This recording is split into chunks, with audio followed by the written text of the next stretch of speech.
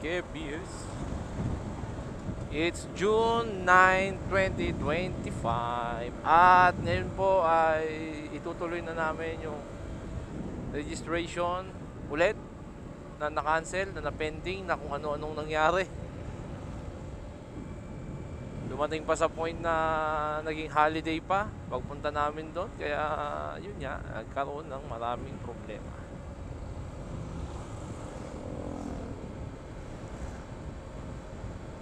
So ngayon is second to the last day of expanded tax, kaya kailangan na nating mag-comply with our expanded tax. Siguro try ko mag-live mamaya pagdating ko sa RTO 51, ano? Baka kasi umuulan doon pagdating ko eh. Feeling ko lang kasi rainy season na, start na ng rainy season eh. So asahan na natin na anytime muulan. Pero based sa ano, medyo humina yung low pressure area dahil tumama sa kalupaan. Sabi ng Pag-asa eh, pero in the past few days baka sakaling umaraw dahil baka baltakin ng LPA yung southwest monsoon o yung ating hanging habagat. Siyempre pag binaltak yung palayo, eh hihina. Magkakaroon tayo ng monsoon break. So sa mga maglalaba, maglaba na kayo habang monsoon break. Easterlies ang papalit nun. Magkataon.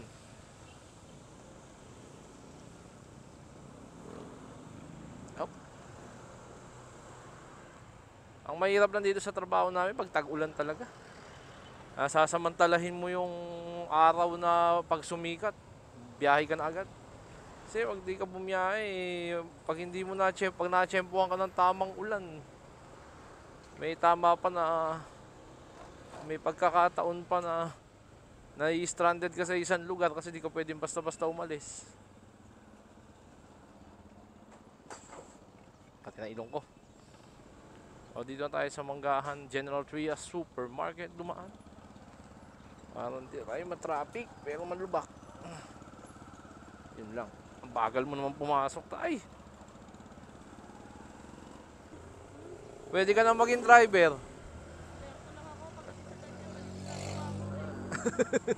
Hindi ko nakita yung kotse puti pero kung inaasahan ko na kung may sakali may sasalubong, makakailag ako. Ang ano dyan, pag may nangyaring isang truck o isang van ang nawalan ng preno at sumalpok sa motor lane, mga 10 na matay, alam na this. Nako, MMDA, ari kayo. Huwag nyo nang antayin. Tsaka isipin nyo yung balita pa lang ngayon na kahit hindi na daw dumaan ang big bike o yung 400cc na motor sa motor lane, pero hindi bawal silang mag-line split at saka mag-line filtering. So for example na lang, meron kang Kawasaki Ninja 400 na nagtumitimbang na lang ng magkano ba timbang na? 500 o 400 kilo? Hindi ko alam kung ilang kilo yung Ninja 400 eh. O estimate mo lang nasa 400 kilo tapos ang takbo mo 20 hanggang 30. Naku po, pakasakit sa katawan mo, parang may bit-bit na bahay. Hindi ko alam kung itong mga MMDA na to kung nag-iisip o kung ano. Dapat na nag-iisip sila na ewan ko parang di nagdadrive ng motorsiklo yung mga gumagawa ng batas. Dapat kasi nagawa ng ganyang mga regulation yung nagdadrive din ng motor para eksakto.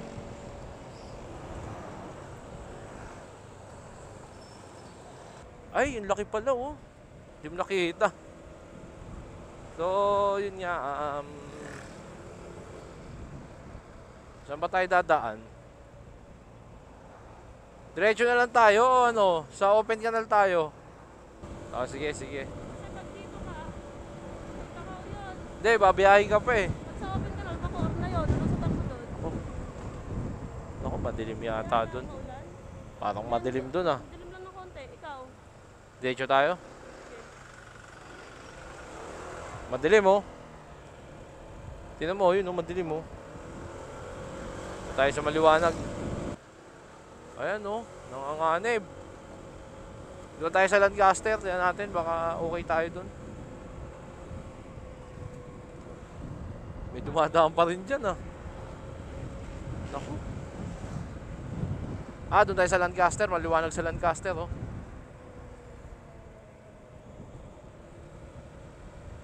Palagi. Ayun, doon sa Lancaster tayo.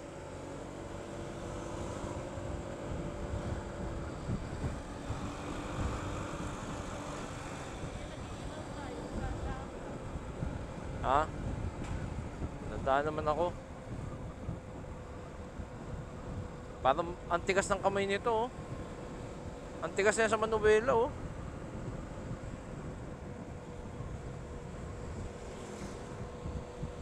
Ano tayo, be? Kaliwa, kanan, ay ko.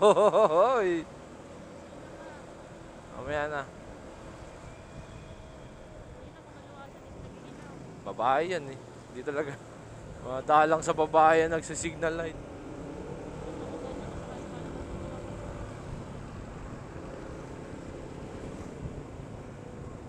Ayan, nag-signal light naman. Signal light naman, boy. Narinig ka yata.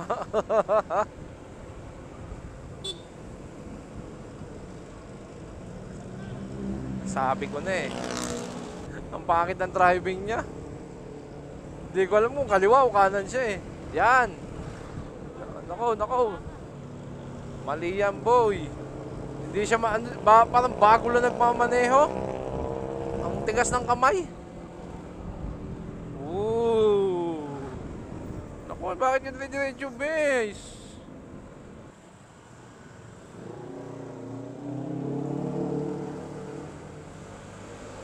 Lola, ba't nasa gitna ka naman ng kalsada? Baka matamaan ka ng iba.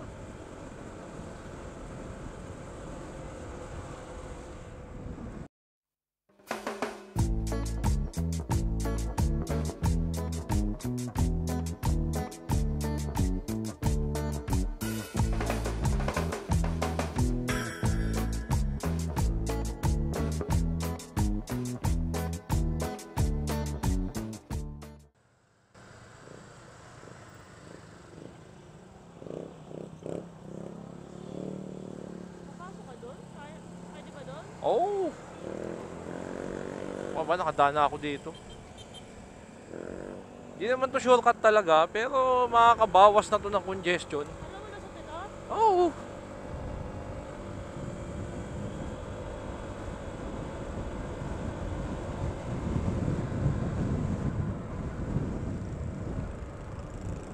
Ang alam ko, hindi pa to tapos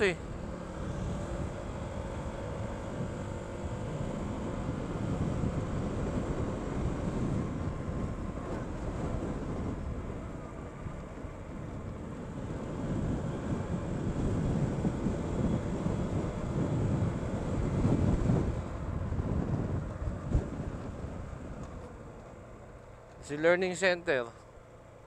Bukas na. Ito yun, di ba? Oo. Bukas na. Madali na lang papunta mo doon. Hindi na alam. Kasi di ba congested doon? Sarado pa yung nakaraang punta natin Oo. Dinaanan ko yan nung mag-isa lang ako. Tinignan ko kung saan papunta yan.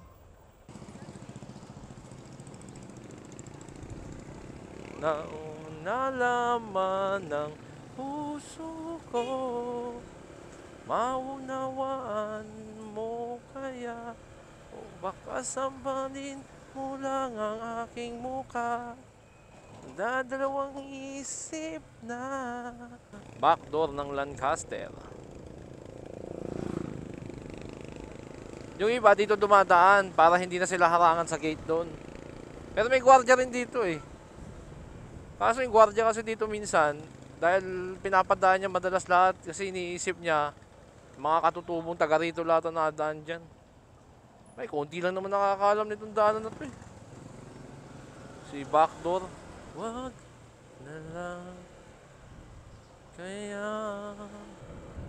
Ang dilim doon So, ito na nga po yung tinatawag nating backdoor ng Lancaster. So, mapapansin nyo yung kalsada rito hindi ganun kaluwag at saka medyo sira-sira na din. Pagdating mo dun sa may bandang dulo, yung bagong village dyan, rough road yung almost 300 meters. Pero after nun, may makikita ka namang gwardiya. Ibig sabihin, nandun ka na sa Kingston 8 na sakop ng Lancaster. Oh. Meron namang gwardiya, kaso lagi naman sila nagpapadaan eh. Dalawa yung backdoor na yan, isa dito. Yung isang backdoor at saka sa Kens, ano ba to? Anong number? Di ko nakita. Papunta to ng Kenston 8 eh. Yung kabilang side. Yung isang client ko dyan na pinupuntahan ko si Kingston 8. Ayun pa isang backdoor, ayun. May gwardiya pa din. Driving mo. Ha? Hindi. Ayun yung isang backdoor, yung ito.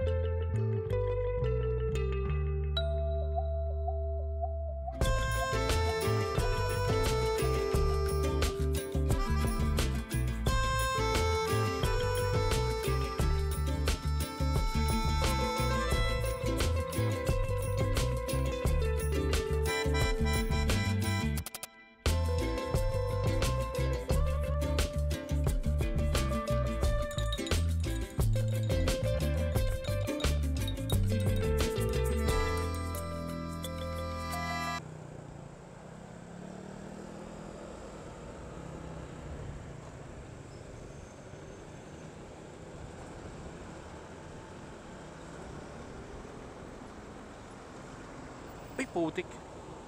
Kala ko dumiretso. Ay, umulan na pala rito. Very good. Di na uulan yan, mamaya na ulit yan. Umulan na dito, ibig sabihin di na uulan yan, mamaya na ulit yan. Ito talaga ang problema ng Lancaster. Mga butas na yan. Ay, ito yung ano, papuntang PITX. Ayan o, PITX terminal.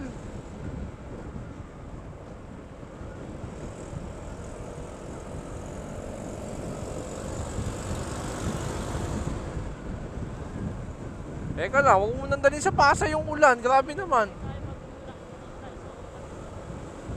Ah, tunaw na. O, yun. Buti naman. Salamat sa Diyos. Teka.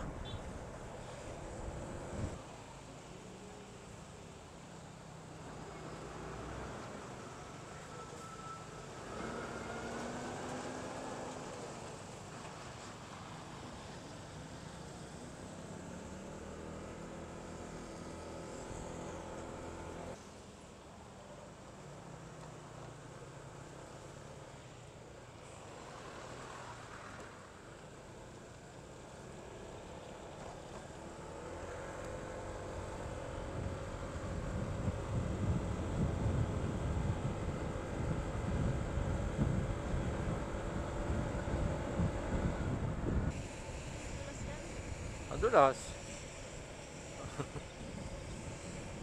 Handa ka lang.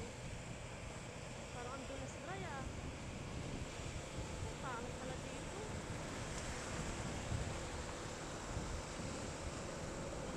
Nasubukan yung tire hugger natin ba? Kaalam ko lang ha, madulas. Doon talaga dapat tayo sa kabila eh. Hindi ako makaliko. Baka bigla tayong dumulas. Kaya nga, natatakot ako eh. Parang ang dulas-dulas, eh. Daan-daan lang.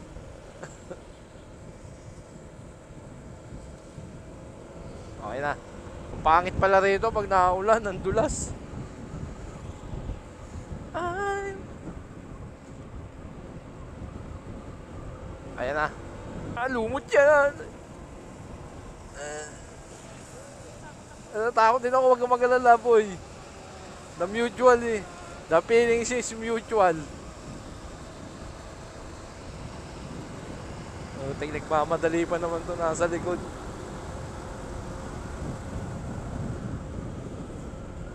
Nakakatakot naman dito. Nakakatakot. Ay, baka lumot-lumot sa gilid. Ang dulas. Oh. Hindi pa naman. Dito. Ha?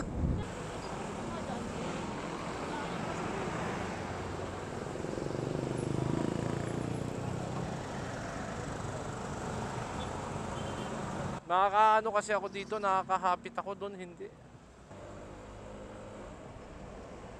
Putik. Dalawang umpok yung gago. Makakapagpatakbo ka kasi dito ng mabilis, dun sa kabila, mahihirapan. Kaya dito na ako nadaan. Hindi tayo aabutan yan. Kung maglakad.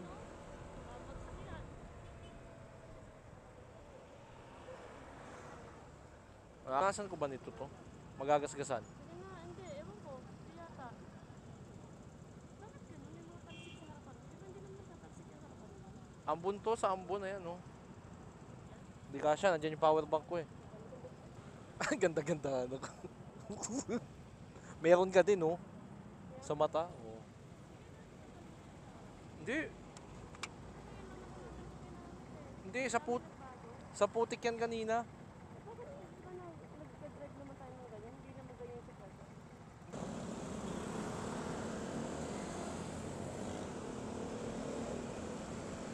Walang nadaan, ah. Baka bawal. Dito ako, walang nadaan eh. Parang walang nadaan dito.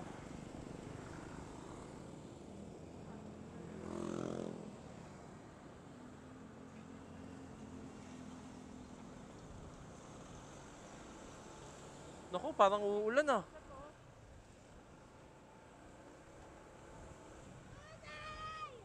Naku, parang uulan dito. Kailangan natin makaalis dito. Ay! Sayang! Pinakawalan mo pa yun? Nakaka. Babagsak yan, boy. Kaya nga, nagmamadali na. Ano kasi yun? Adventure. Kahit ako gusto ko rin yung maranasan yung mga ganun eh. Ano kasi yun? Masarap kasi yung mga, alam mo yung mga unlikely place, mga... Pero syempre, dapat ginagawa mo yun doon sa taong mahal mo. Hindi kung kani-kanino lang.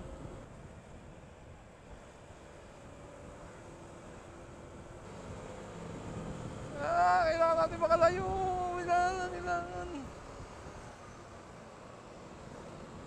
Maliwanag pa to, no?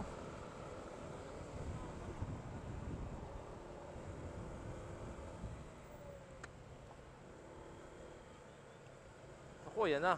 Yan na! Yan na! Yan na! Yan na! Patay! Nalang tayo kay Bilyar. Bilyar, bilyar. Ilan pa tayo sisingit yan, boy. Sige na. Tako na.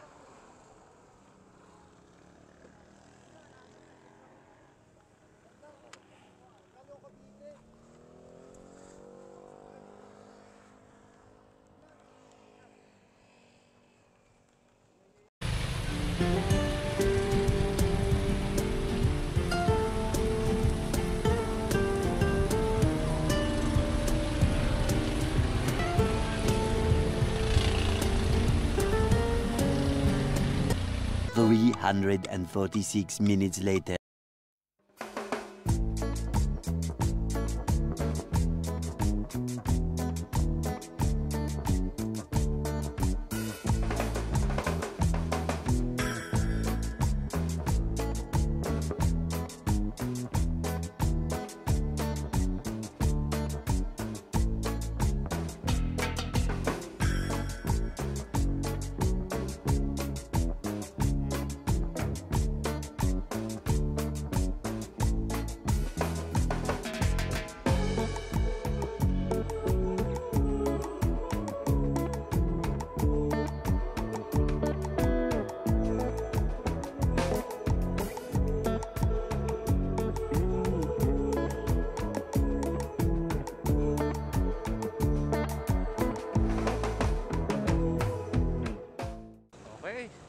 na.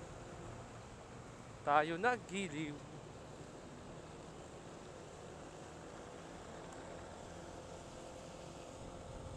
Ay, salamat. Ang lamig.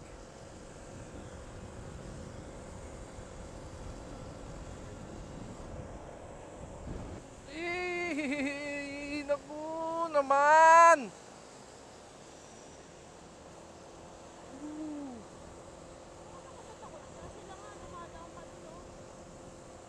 Mahirap na. Ayoko mapitikan.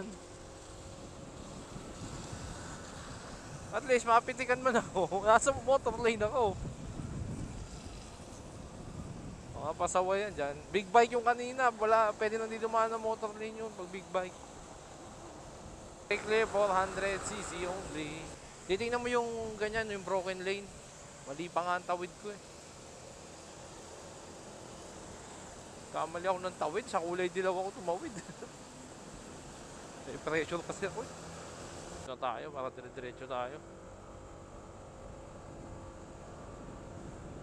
Yari ka dito, nakatago.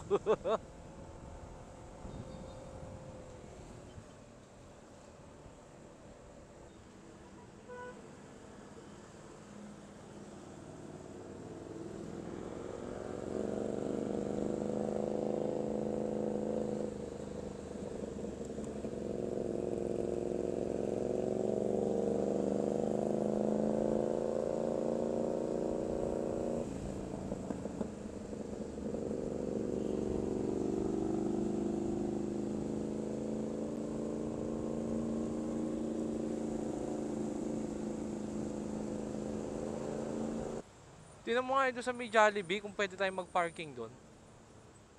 Doon na lang tayo oh. Kesa para diretso na tayo sa BIR.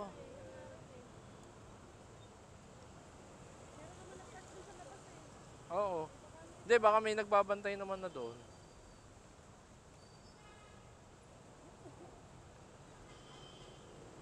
Base, St. Filipino U-turns. God. Eh, hindi naman ako bus. Hindi rin ako.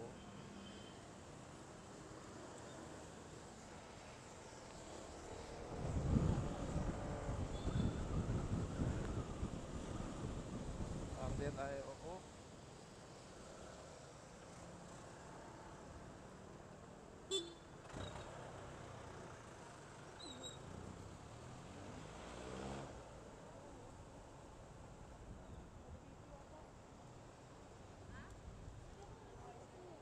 Doon niya kayo yun.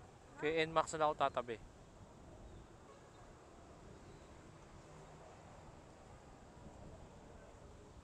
So maglalagbook nga po tayo dito sa kanila, dito sa Triumph Square. So required po na magkaroon tayo ng logbook kasi bibigyan po nila tayo ng card para makapasok po tayo sa BIR. So hindi na po nakita rito, magsasubmit ka po ng valid ID from this counter. And then yun na nga, itatap natin siya para makapasok. And then yun, inassist kami para i-tap yung card and then floor 17, elevator A. So, pag nag-pop up, ayan, magpa-pop up siya. Pasok ka lang. So, may mga kasama tayo sa loob na papunta rin ng BIR yung iba. Yan. So, and then, antayin lang natin magpunta ng floor 17 and mag-o-open siya. Pupunta tayo sa loob ng BIR. So, ang BIR ay diretso lang. Ayan, diretso lang papasok. And then, magkakaroon tayo uli ng panibagong logbook pagpasok natin sa loob. So, punta lang tayo kay Manong Guard at sabihin natin kung anong ipinunta natin. For example, ang ipinunta namin is business registration. Sabihin mo lang na kumpleto. And dito sa scene na to, kami pauwi na. No, tapos na namin ipasa yung documents at wala pa daw yung pipirma. So, for today's vlog ay bababa na kami sa ground floor para umuwi. So, ganun pa rin, itatap natin yung card and then ground floor naman. Elevator A. So, pag nag-pop up yung ilaw, papasok tayo sa loob. So, may kasabay tayo dito sa BIR. Si ate, pauwi na din. So, yun na nga. Pagkatapos doon, ganun pa rin, top card palabas. Oh, natapakan ko kasi yung sensor kaya hindi umano. So, top up palabas. And babalik tayo doon sa counter para isoli yung card and ibibigay na nila yung ID na sinurrender natin sa kanila. So, that's it. Tara na muwi.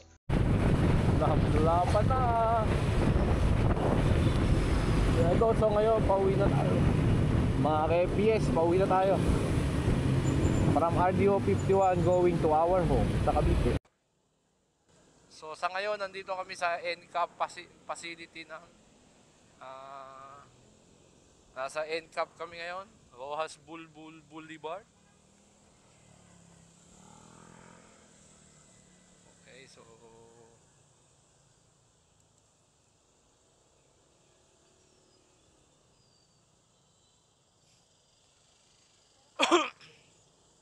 nabukas ni Denise. So ngayon natapos naman namin pero late pa din as usual. Pero okay naman, naging COR na at ATP. So sa ngayon babiyahin na kami pa uwi dito sa NCAP area, Rojas Boulevard. Let's go!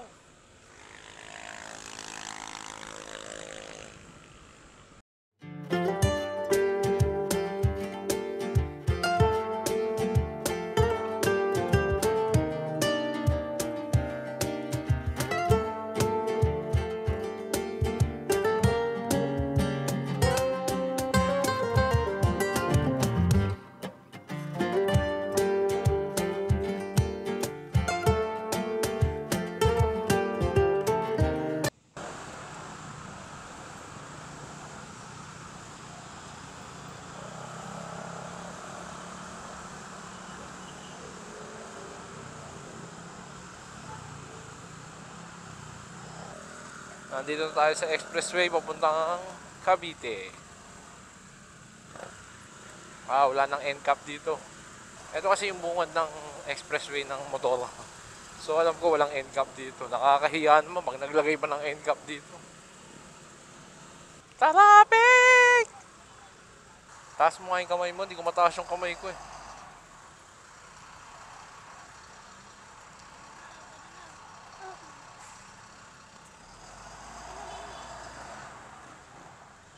Ay, ang sarap ng walang NCAP. Butik. Maluwag ang kalsada. Makakailag-ilag ka. Dilim talaga.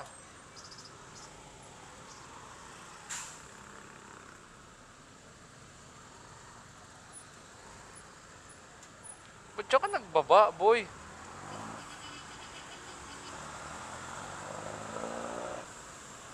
Dito na lang ako dumaan at traffic sa bayan.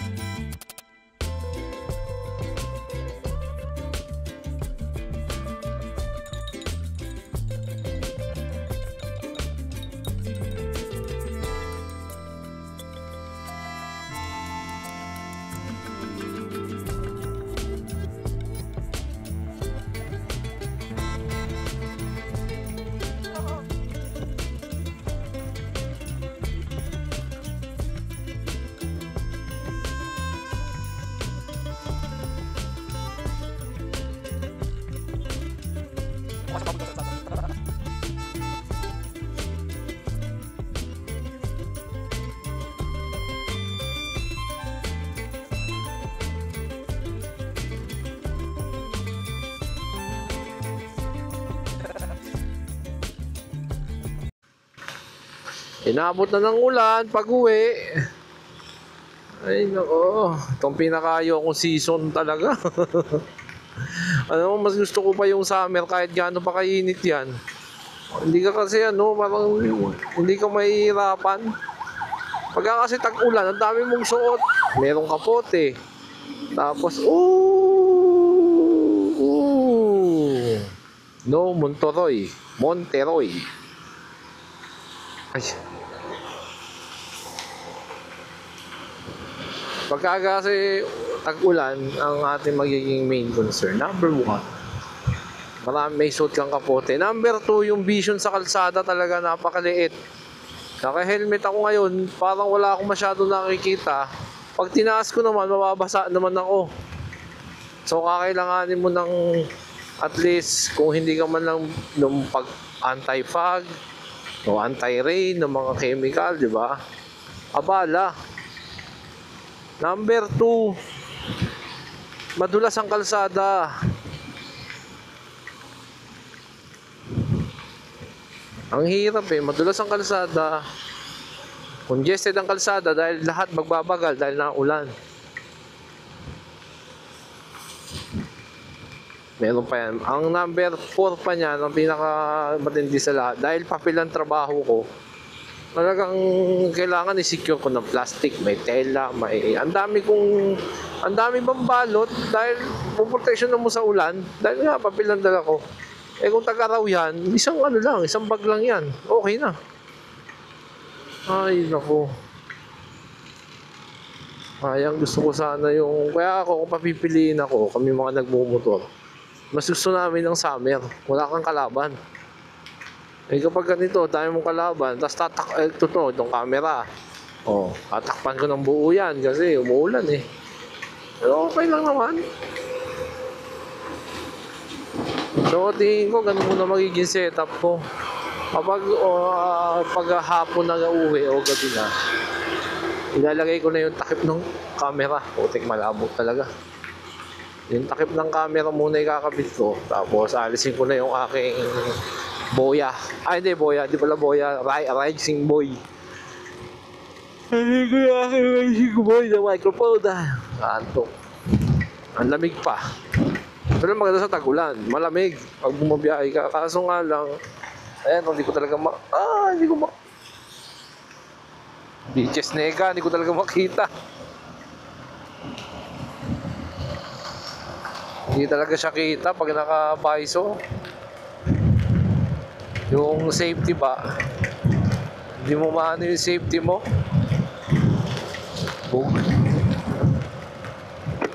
Ay, naku. Buti na lang, napaghandaan ko na to. So, pagka gantong naulan, kagaya ng minention ko dati, DJI mini camera ang gamit ko, yung maliit. So, parang parehas lang sila ng Racing Boy. Parang parehas lang sila ng quality ng Racing Boy. So, kaya ito lang naman pinili ko dahil nga naka-DJI Action 4 ako. Nagko-complement silang dalawa. So, marami kang flexibility.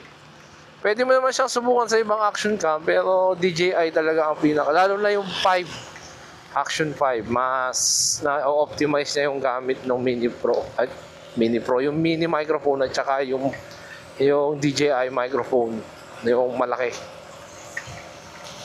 Ito kasi kagandahan sa mini, para sa motovlogging, pwede mo siyang siksikin gamit ng helmet strap para hindi siya malaglag. Nakasiksik lang siya. Para ka din naka-Racing Boy, maliit lang yung kanya space. Kasi ginamit mo yung DJI microphone, yung isa. Masyadong malaki yun So, kakailanganin mo ng malaking space. Tingin ko nga, pwede pa ilagay yun sa helmet vents Bibiyakin mo Pero wala akong planong gawin pa yun kasi paano ko siya i-charge? Sa alisin ko din, di ba? Masyadong ang bagal.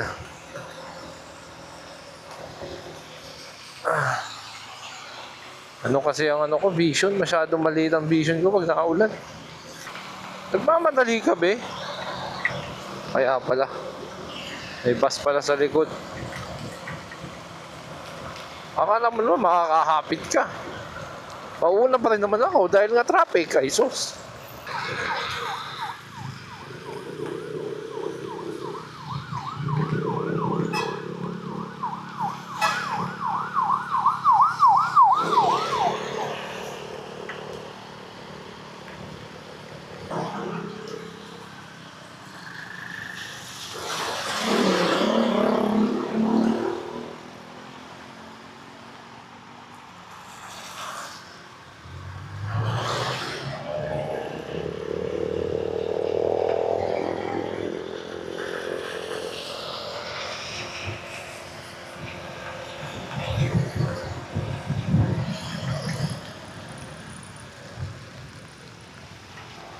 Ang dulas. So, yun na nga. Ang hirap bumiyahe ng umuulan. So, dito ko natatapusin ang ating ride for tonight. Ay, ang hirap. Ayan na. So, this is Brian saying, ilang araw na kami pabalik-balik sa RDO 51, no? Nagpapasalamat po ako dun sa dalawang kliyenteng nagtiwala at nagsumikap na makipag-ugnayan sa amin. Maraming salamat po at kami po ay very appreciated sa inyong tiwala. So this is Brian saying ride safe, ingat, at umulan, pray before you ride and you drive your motorcycle vehicle. At syempre, mag-ingat sa NCAP dahil pagkakaperahan na naman ng mga motoristang kagaya natin. So maraming salamat po.